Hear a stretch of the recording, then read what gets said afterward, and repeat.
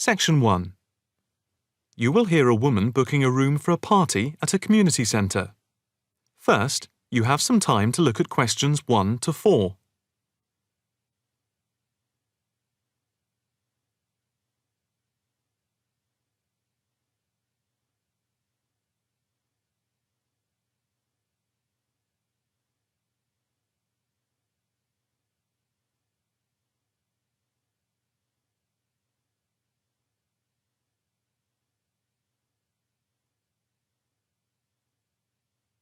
You will see that there is an example which has been done for you.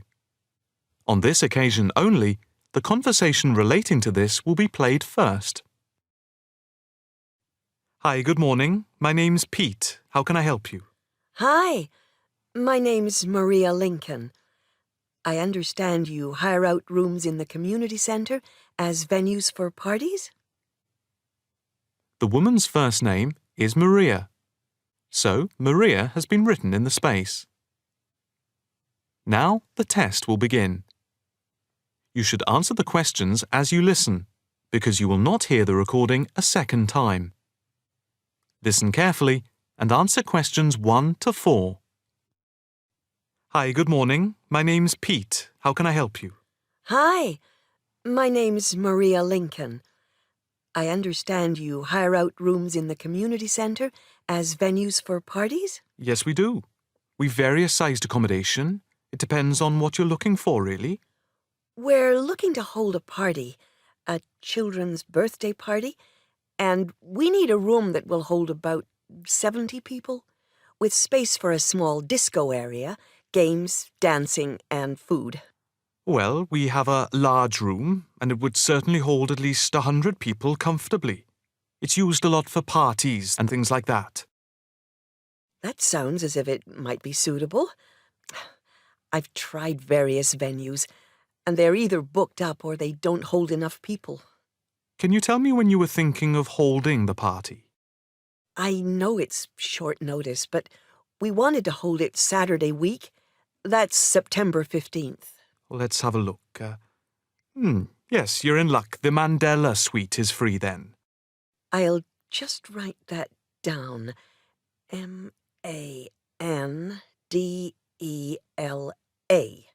And the time. When were you thinking of holding it?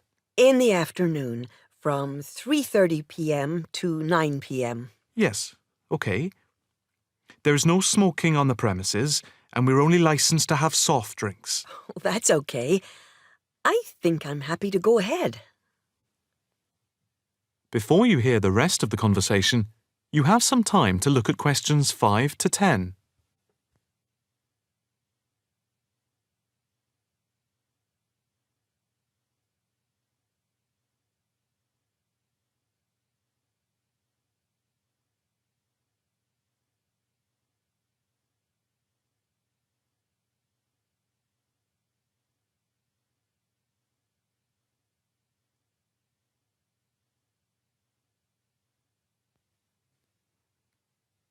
Now listen and answer questions 5 to 10.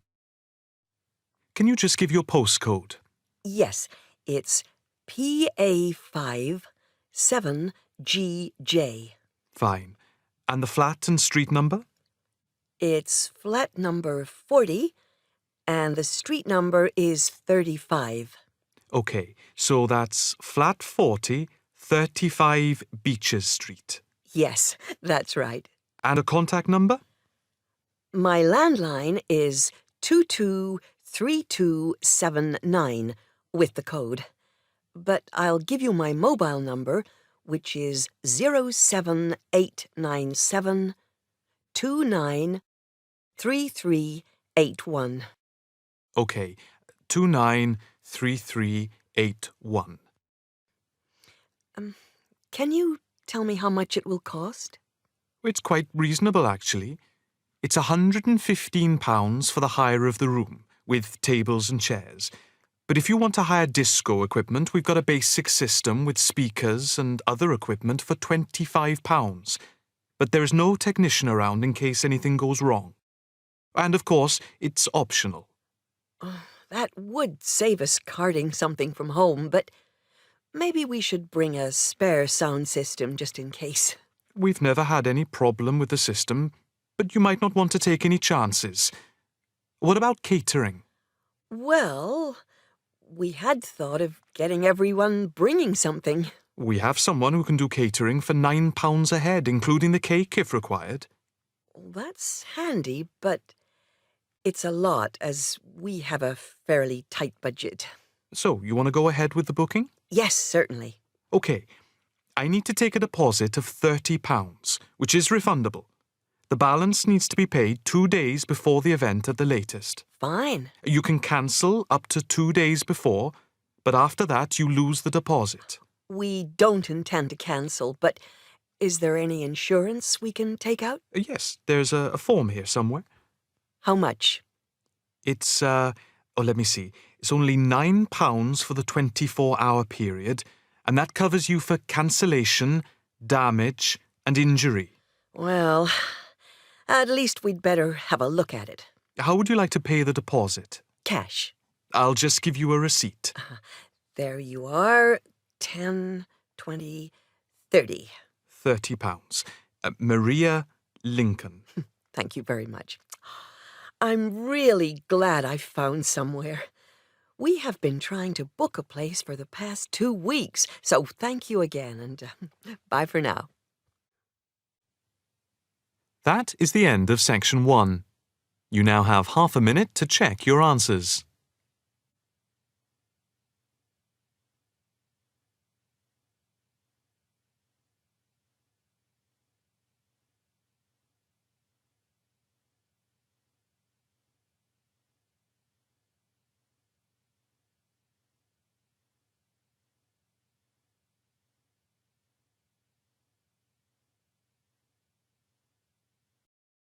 Section 2. You will hear a speech to a group of volunteers preparing for a town's anniversary celebrations. First, you have some time to look at questions 11 to 15.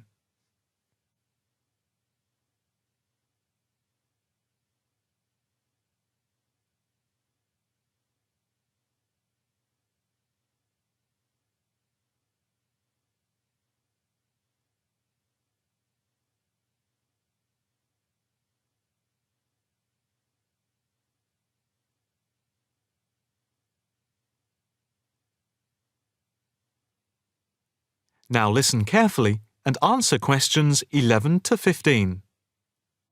And now for the preparation plans for the town's 250th anniversary celebrations.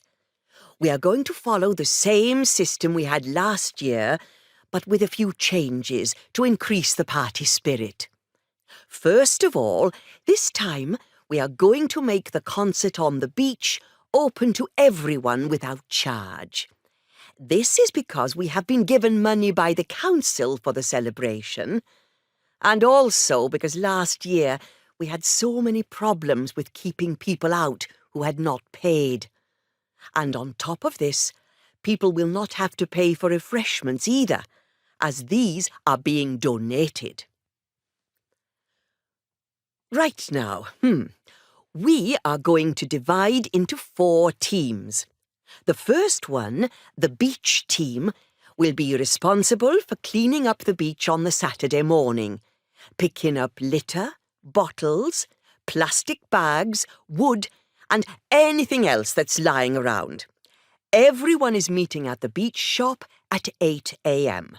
It's an early start, but we want to give everywhere a good thorough clean. We have had permission from the council to close the beach to get it ready for the anniversary celebration on Sunday. The second team will be responsible for setting out seating in the square for the speeches and prize giving. Again, an early start is preferable, but the vans with the seats can't be there until 9 a.m. So, shall we say that everyone should meet at the village hall at 9:30? Starting then will allow extra time if the vans are late. Before you hear the rest of the talk, you have some time to look at questions 16 to 20.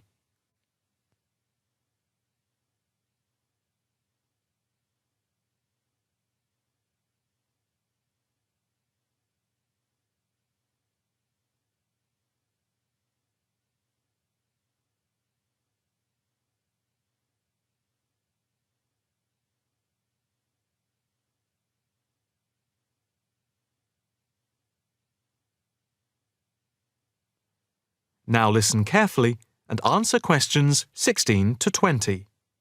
Now, the third team will be the judges. For each of the various competitions, we will have 3 judges. On the whole, they will have had experience of judging before. There will be a boat race, a swimming competition, and the best fancy dress. A cash prize will be given to the winner in each category, and for the 2 runners-up, there will be book tokens. There is a sponsored mini-marathon, and by the deadline, lunchtime today, we had 263 applicants, with ages ranging from 15 to 60. That's 80 more than last year. Each entrant has paid a £20 registration fee to enter, and all the profits will go to the local children's hospital to help fund much-needed specialist apparatus. The 4th team consists of the wardens for the day itself. We are expecting at least 10,000 people, if last year is anything to go by. The fields near the entrance to the beach can be used as car parks, and we need wardens to help make sure the actual parking is more organised than last year, which was a mess. We also need someone to be in charge of the first aid, which will be at the entrance to the beach. Finally, we need some volunteers for the clean-up. Last year we didn't do this very well, and so the council has agreed to provide large bags to collect all the recyclable material like glass and plastic, etc. But we have to deal with the rest, like leftover food, ourselves. We don't want to leave piles of rotten food around or dangerous bottles. That is the end of section 2. You now have half a minute to check your answers.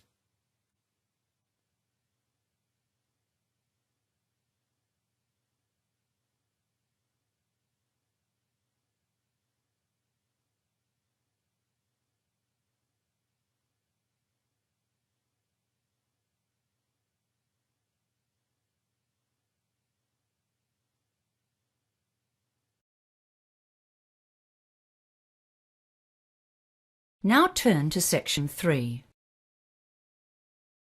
Section 3.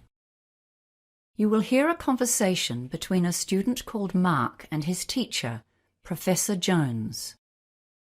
First, you have some time to look at questions 21 to 25.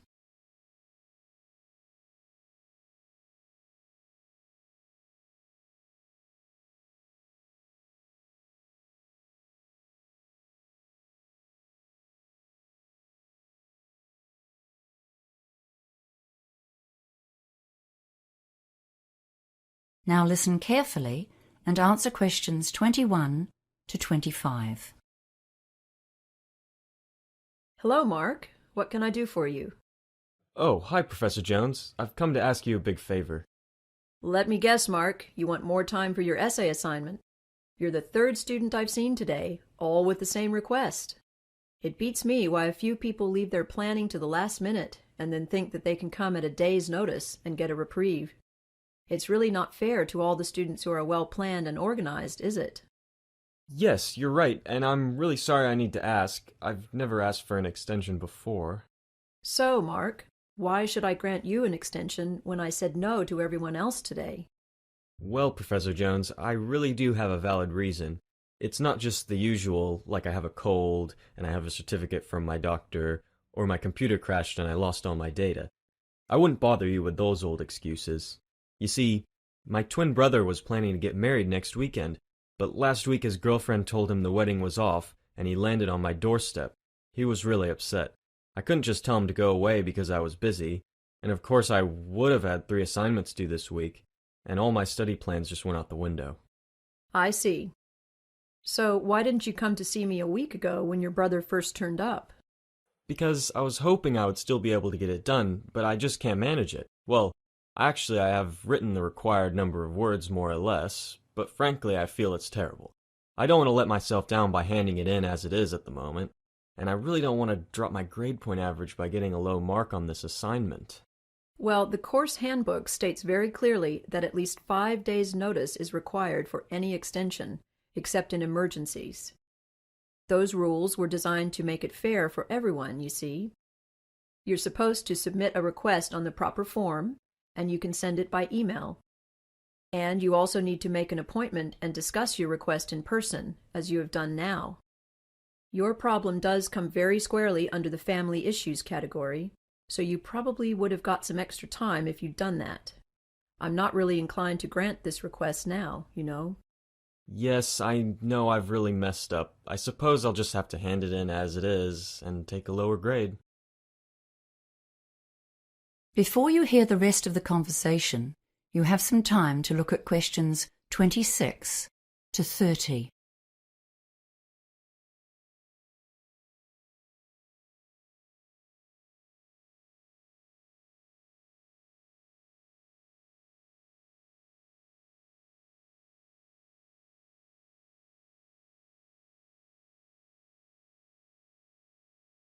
Now listen and answer questions 26 to 30. Well, at least you've made a start, which is more than can be said for your other colleagues today. Have you got what you've done so far? Come on, we'll look through it together, and I'll see if I can make a few suggestions for a quick fix. How about that? Oh, thank you. Yes, here it is on my laptop. Well, let's see. Let's start with the bibliography. Yes, you've consulted most of the sources I suggested, but you don't have any references of your own, and that was part of the task, wasn't it? You need at least 3 references of your own, see? Yes, I know. I did find one more. McDonald and Ferris, 2014. Okay, that's a good one. I suggest you look at their reference list too, and chase up a couple more from there. You should be able to find everything you need in the online library databases, especially LanguageLine. Yes, okay. So what about the essay structure and the argument? Are they okay, or am I barking up the wrong tree? Well, you just seem to jump straight into your first point here. I'm not sure where your essay is going. Where's the introduction? Oh, right. I always leave that till the end, and write it after I've finished the rest of the essay. That way, it ties into what I've already written. Well, that's what we were taught in the study skills course, anyway. Yes, and you're quite right. So tell me about your ideas. What's your main argument? Well, I'm not really sure. I think I understand the 3 opposing theories okay, but I don't really have a strong opinion about which one is correct. I was more thinking of explaining them all as clearly as I can, and then giving the evidence for each one. I don't think there's a clear-cut right or wrong. Well, that's my opinion anyway. Do we need to say that one is better than the other 2? No, you don't, and what you are planning to do is often the best way to go about it. Well, I've been skimming through what you've written while we've been talking, and one thing you definitely must do before you submit this assignment is to edit it for grammar and spelling mistakes. There are a lot of errors here, just simple things that are easy to fix. But still, I can see you've done the basic work, and I do sympathize with your brother. It must be very difficult for him. So I'll give you 1 extra day on this essay. Oh, thank you, Professor Jones. Thank you. I'll hand it in before 5 p.m. on Wednesday, then. Yes, that's the final deadline. Goodbye now. That is the end of section 3. You now have half a minute to check your answers.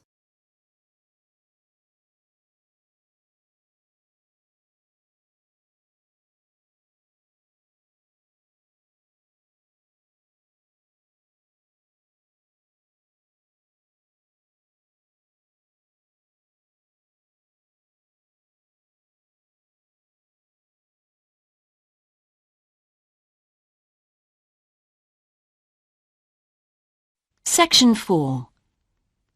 You will hear a lecturer giving a talk about Australian rock art to a group of archaeology students. First, you have some time to look at questions 31 to 40.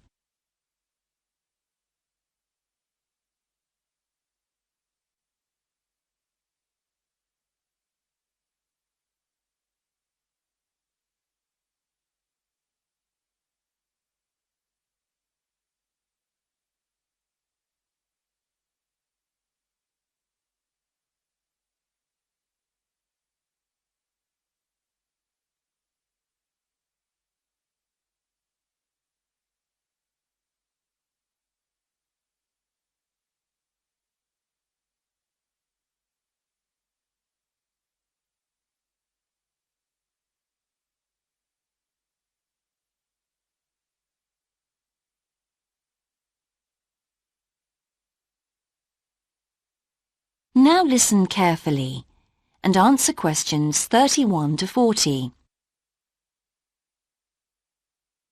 Good morning, everyone. I've been invited to talk about my research project into Australian Aboriginal rock paintings. The Australian Aborigines have recorded both real and symbolic images of their time on rock walls for many thousands of years. Throughout the long history of this tradition, new images have appeared and new painting styles have developed. And these characteristics can be used to categorise the different artistic styles. Among these are what we call the dynamic, yam, and modern styles of painting. One of the most significant characteristics of the different styles is the way that humans are depicted in the paintings. The more recent paintings show people in static poses, but the first human images to dominate rock art paintings over 8,000 years ago were full of movement. These paintings showed people hunting and cooking food, and so they were given the name dynamic to reflect this energy. It's quite amazing considering they were painted in such a simple stick-like form. In the yam period, there was a movement away from stick figures to a more naturalistic shape. However, they didn't go as far as the modern style, which is known as X-ray because it actually makes a feature of the internal skeleton as well as the organs of animals and humans. The yam style of painting got its name from the fact that it featured much curvier figures that actually resemble the vegetable called a yam, which is similar to a sweet potato. The modern paintings are interesting because they include paintings at the time of the first contact with European settlers. Aborigines managed to convey the idea of the settlers' clothing by simply painting the Europeans without any hands, indicating the habit of standing with their hands in their pockets. Size is another characteristic.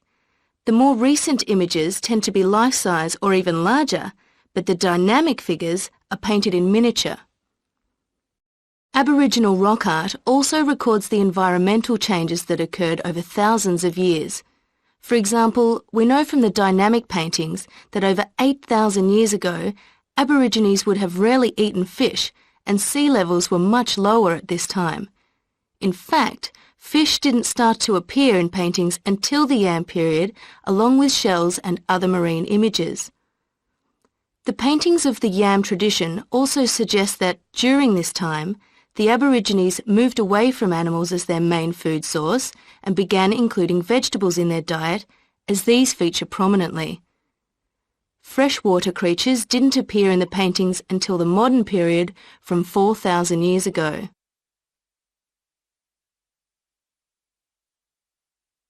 So these paintings have already taught us a lot. But one image that has always intrigued us is known as the rainbow serpent. The rainbow serpent, which is the focus of my most recent project, gets its name from its snake or serpent-like body, and it first appeared in the Yam period 4,000 to 6,000 years ago. Many believe it is a curious mixture of kangaroo, snake and crocodile. But we decided to study the rainbow serpent paintings to see if we could locate the animal that the very first painters based their image on. The Yam period coincided with the end of the last ice age.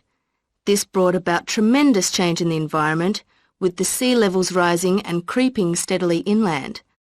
This flooded many familiar land features and also caused a great deal of disruption to traditional patterns of life, hunting in particular. New shores were formed and totally different creatures would have washed up onto the shores. We studied 107 paintings of the rainbow serpent and found that the one creature that matches it most closely was the ribboned pipefish, which is a type of seahorse. This sea creature would have been a totally unfamiliar sight in the inland regions where the image is found, and it may have been the inspiration behind the early paintings. So, at the end of the Ice Age, there would have been enormous changes in animal and plant life. It's not surprising, then, that the Aborigines linked this abundance to the new creatures they witnessed. Even today, Aborigines see the rainbow serpent as a symbol of creation, which is understandable given the increase in vegetation and the new life forms that featured when the image first appeared. That is the end of section 4. You now have half a minute to check your answers.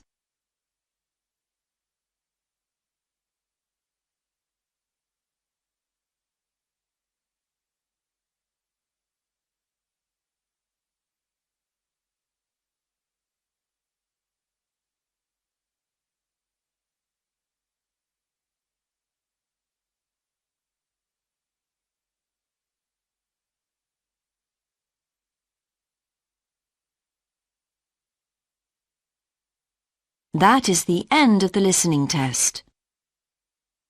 In the Ielts test, you would now have 10 minutes to transfer your answers to the answer sheet.